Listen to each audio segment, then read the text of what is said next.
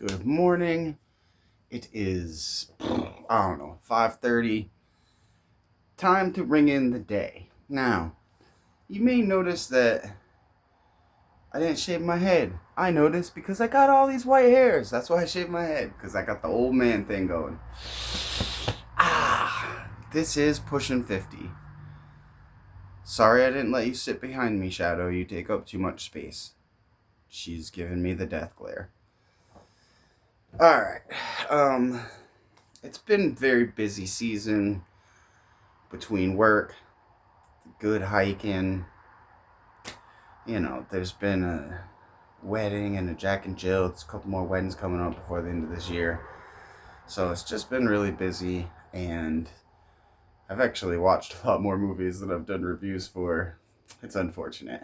But the other day, I checked out this movie that I'm not sure how I missed, because you're talking directly. Yes, okay, I know. Yes, we got work today. Sometimes your coworkers don't need to text you at 5:30. They don't. So, I don't know how I missed this movie. It is like, I don't know, 10 years old or something like that. And it is called Band of Robbers. I want to say I only recognized one actor in it. So it's more of a smaller named cast, which is perfect for me. I do not need to see someone I've seen in 10 million movies to see him in another movie. I don't give a crap. I'm totally cool to see no-namers, and as long as they give a good performance and it's a good movie, I don't give a shit. So, this story, Band of Robbers, which is tied to Mark Twain, is based on the adventures of Tom Sawyer and Huckleberry Finn, and also the adventures of Huckleberry Finn.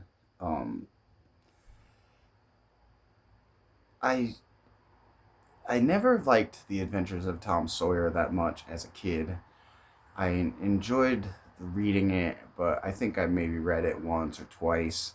Whereas the Adventures of Huckleberry Finn, shit, I probably read that book 1,000 times, and it just had a different feel to it, because not only the language was quite racy, obviously, but the story really was. It was more about Jim than it was about anyone. And a slave being the most honorable and meaningful person in a story certainly had a lot of people rankled at the time that this came out. It was controversial in its day for having a black character who was clearly the smartest and most moral person in the entire book. And it's controversial today because it says words that people don't like and they get their feelings hurt. So, I would suggest everyone read The Adventures of Huckleberry Finn. It's a fantastic novel. That said, I enjoyed the character of Huck Finn as a kid, and did not particularly enjoy the character of Tom Sawyer. And that translated through to this movie, which, if you are a reader and also a movie fan, this movie did a lot. They threw in elements of both novels in modern day society, and I thought they did it rather cleverly. The I don't want to go over the parts of the stories that they added, but let's just say the play between Injun Joe and the boys was the focus of this film. So, if you remember what happened in those books, um, pretty much it all goes down. And it was kind of cool. Like, it was definitely interesting in a way that I wasn't ready for. I didn't even expect to see this movie or even have ever heard about it, never mind for them to take the story set so long ago and actually bring it into the fold of modern society in a way that made sense. And they really did. It was very well done. So I think that the story writing, the writing of this film, the script is quite strong, to be honest with you. It gets a little bit frenetic at points of it, but that's the life of a wild boy. Like it didn't clash as much as it would have clashed in a different kind of story. Unless you don't really know anything about Tom Sawyer and Huck Finn, you've never read enough Twain. If you didn't read Twain, you didn't read enough. And oh please.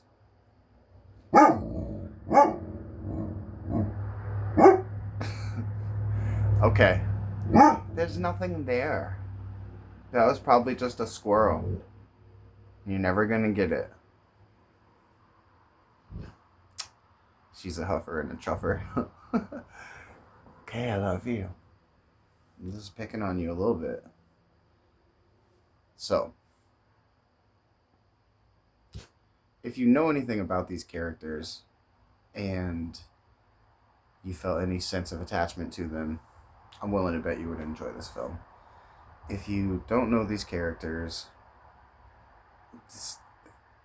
the the way that they played out Tom Sawyer might annoy you.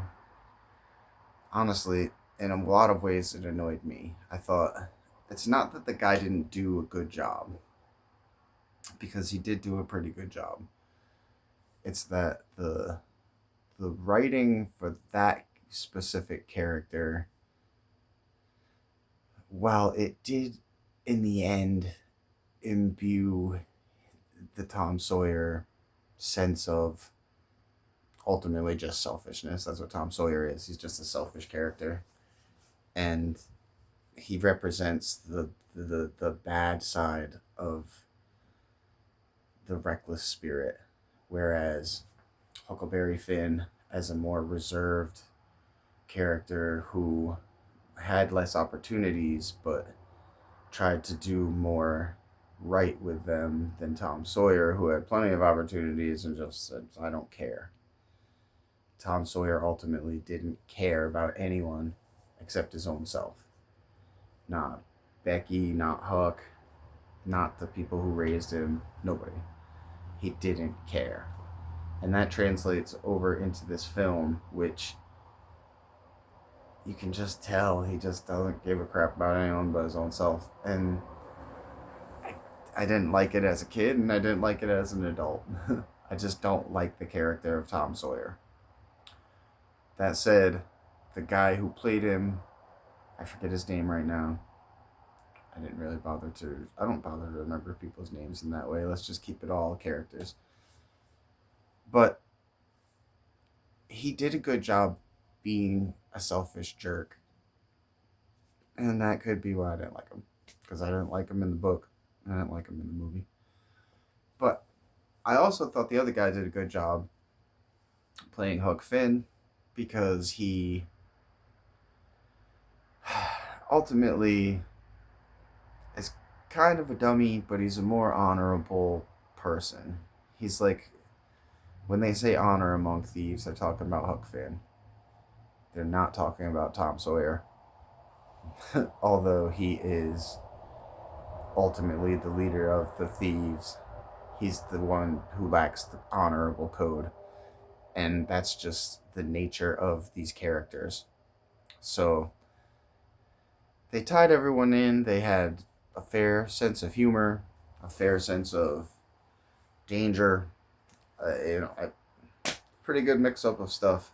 And as far as a rating goes, I'm gonna sit it at an 8.5.